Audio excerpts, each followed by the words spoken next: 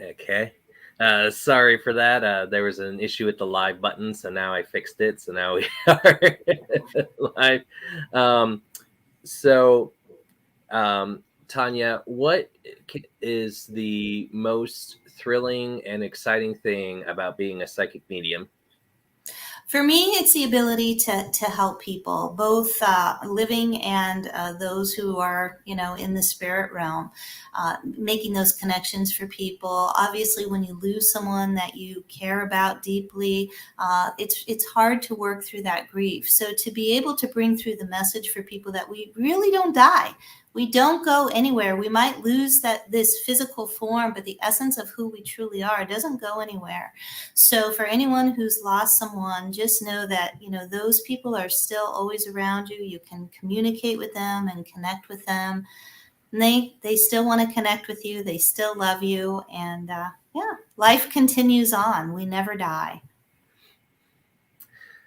And can you tell us a little bit about your show that you co-host with your husband, Into the Outer Realms? Sure. So my husband Joey and I have a weekly live stream show. It's on Facebook. It's 7 p.m. Eastern Time.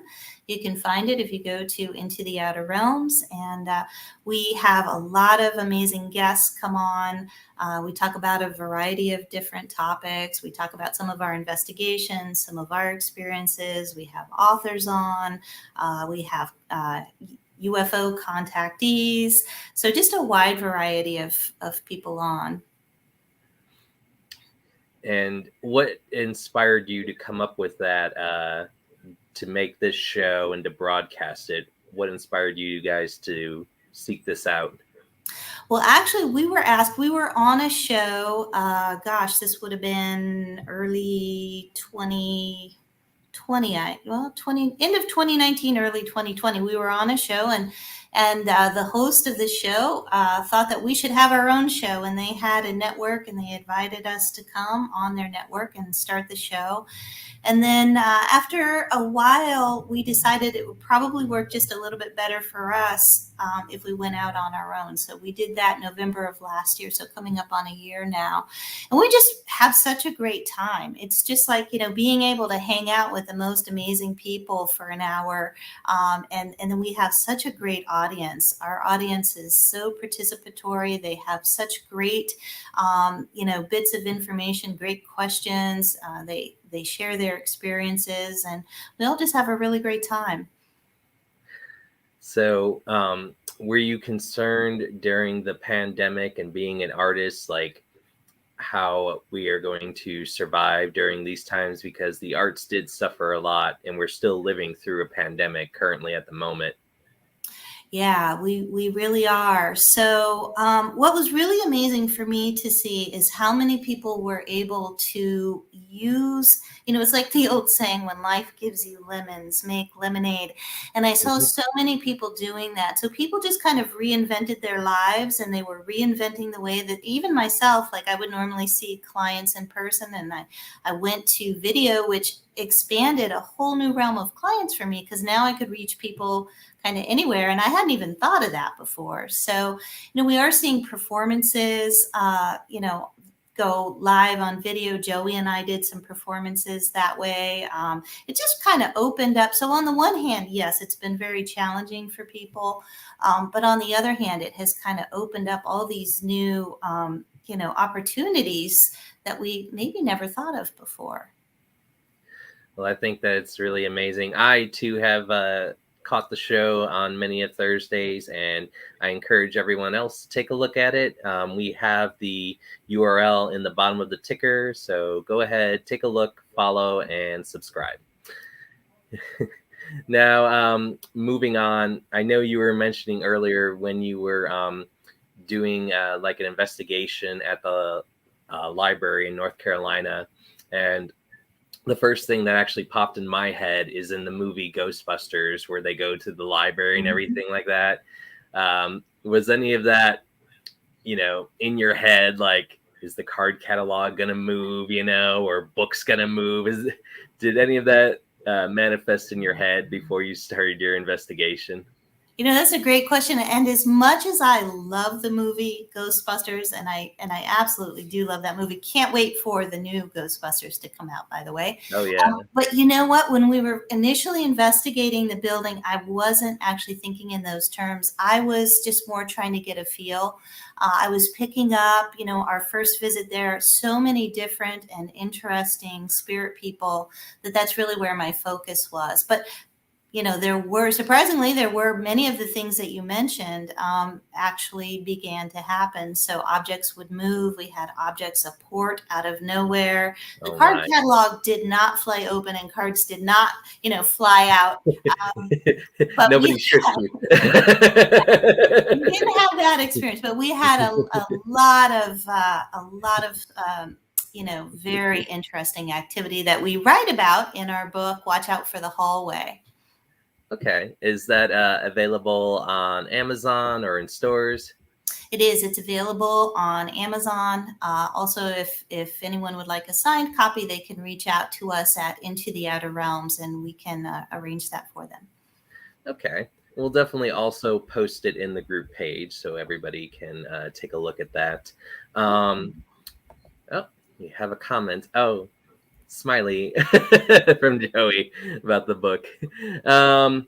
So now that we are moving forward and hopefully we're getting out of the pandemic, what is the next challenge for the show Into the Outer Realms? Well, moving in, we are booked all the way through January, which we're absolutely excited about. Yeah. So, and then of course, we'll be in the winter months. So Joey and I don't do a lot of traveling during the winter months, but we're really hoping that by next spring, we'll be able to, part of our initial plan with the show was to be on the road and actually be out in the field and take the audience out in the field with us on investigations. So that would be the next thing that we would really like to do. And hopefully, again, come next spring, that's something that we'll be able to do. Well, I look forward to that. And something that we are also considering for this show is we're going to start maybe doing panels and having multiple guests in the stream. And we're looking to possibly do a paranormal one. So we're going to ask if you and Joey are interested. And I know another paranormal group. And then that way to network and share stories and experiences, if that's something you guys would be interested in. Oh, absolutely. We would love to do that. So I was looking in that maybe possibly January. I know January is kind of like a month where everyone kind of sits and veggies and just waits for the snow to go away. Exactly. So this is just a question. Is there any kind of horror ghost movies that you enjoy, since also that's in your field and realm, that you like to enjoy and watch? Yeah, so I do like a good horror movie. But I always like to say, horror movies are really nothing like the way that it, actually is in real life. But I do like a good horror movie. Probably my all-time favorite, and my all-time favorite novel is The Haunting by Shirley Jackson. She's absolutely my favorite author. I think that book is just about as perfect as a novel can be. And the original movie of The Haunting, it's black and white. It was done in the 60s. I'm not sure exactly the year, but it was done in the 60s. And it follows the book very closely. And I think that movie is just amazing. Of course, The Exorcist is a classic if you want a really, really good scare. And again, nothing like really what happens in the real world, but we all love a good scare once in a while. I always recommend the Stephen King movie Red Rose. Oh, yeah. Series. Yeah. Joey and I love that one as well. Stephen King. Also, The Stand is a great Stephen King miniseries. The Shining. The Shining, classic. Yeah. And not the remake, but the new Shining, and you can help me with the title because it's out of my head right now. I can't seem to retrieve it, but I can't think of it. But the Stephen King, he's all grown up and It'll come to me when we're done with the show. It'll pop in. There's also the movie Ready Player One, and when they're looking for the main user, the creator who created their virtual universe, they do a reference of going into The Shining. Like they go into the movie, and they go into the hallway, and they go to room 237, and they all run away from it. So that's a good movie if anybody's ever seen that one. I recommend yeah. Also, for anyone who's really into The Shining, there's a great documentary called Room 237. And they kind of they have all these people come on and talk about different like theories. It's a great documentary. And so my other question is, what do you think of what happened as far as the Titanic? And do you believe that that is still underwater, underseas? That's really interesting that you bring up the Titanic. Even as a small child, I had a fascination with the Titanic. So I really feel like I probably had a past life as a passenger on the Titanic. Always have been fascinated with it. I definitely believe that. So are you asking about the theory that the Titanic and the Olympia might have been switched? Mm-hmm. Is that what you're wondering about? Yeah. I think it's the Titanic. I think it was actually the Titanic. I initially was very fascinated by that theory that they may have switched those two ships. But the more I looked at it, it seems like it would have been a huge undertaking to do. I think it's a very interesting theory, but I do think that it was actually the Titanic that sank. When I was visiting over in Ireland, they have like a location, and it's the last stop before the Titanic took off. Like there's like a wall, and it says the Titanic, and it's like dated and everything. I also wonder how many people have touched it, you know? Yeah, exactly. Spray now. But it's always very fascinating, like exactly like what happened and how the times are, you know, back then, and how things have improved over the years. But I always find it such to be a fascinating story. I know that there's also like a movie of it, not the one with Leonardo DiCaprio. That's a good one. There's another movie version of it, and I've always enjoyed that as well. Yeah, and there's a lot of sort of very unusual things that took place around the whole Titanic. There was a book written, I forget, maybe 40 or 50 years before the Titanic, called The Titan. And it talks about a ship about the same size that strikes an iceberg and sinks. There were a lot of people who had their tickets in hand and had a really bad feeling, just this impending sense of doom. And they decided not to go on that maiden voyage, much to their benefit, obviously. But yeah, a lot of very strange things there. Years ago, I watched a documentary, and there were so many things. Many of them I can't remember, and I've been trying to find that documentary for years, and I haven't been able to. But a lot of strange things around the building and that, you know, that maiden voyage. We have some wonderful comments here. Joey mentioned also to not forget Vincent Price, Peter Lorre, Roger Corman, and Richard Matheson classics.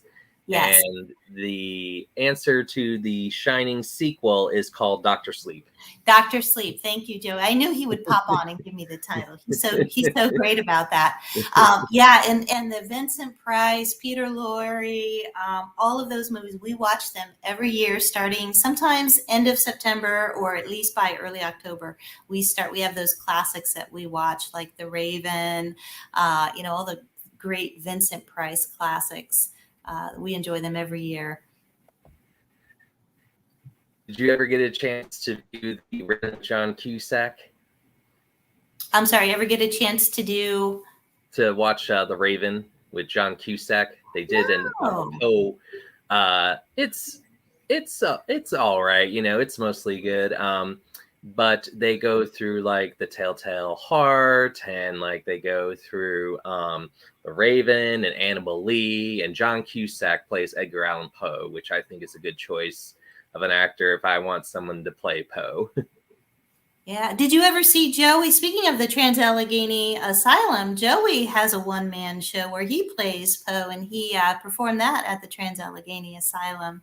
I think that would have been 2014. Joey will probably pop on and correct me if I'm wrong about that, but I think it was 2014. I wasn't. That's when I got hired at work, and I had to start working in the afternoons. Joey mentioned he wanted the Raven to be good, but it has its problems. It does have its problems. But, we have all these kind of classical movies. Does anybody ever ask you about extraterrestrial questions as well?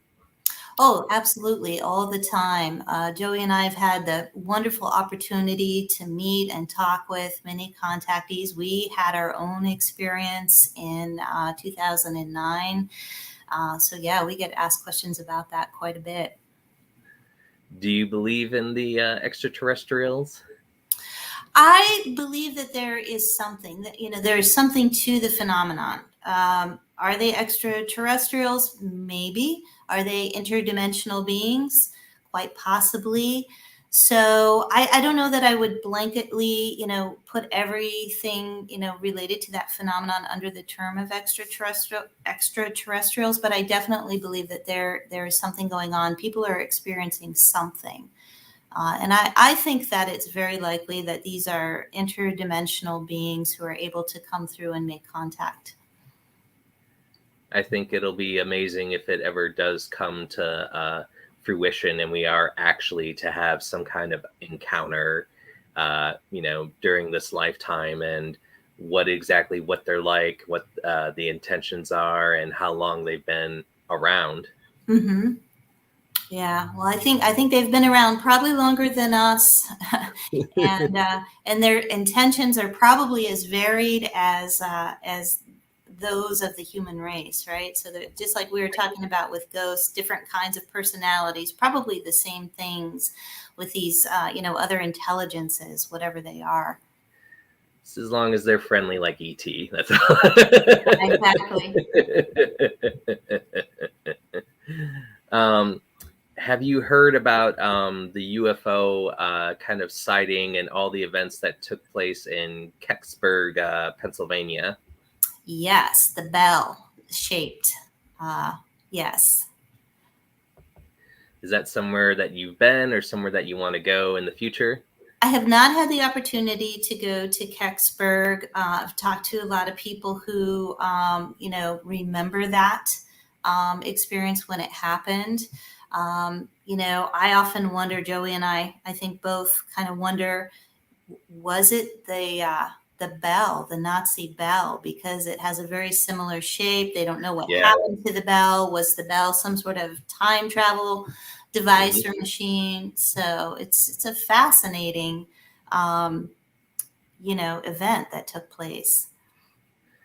Yeah, I've read about it, and I know that there's a movie also made about it that I believe came out a year or two ago. But it's also very fascinating, and I encourage everybody to take a look at that and make their own judgments on what happened and based on those events.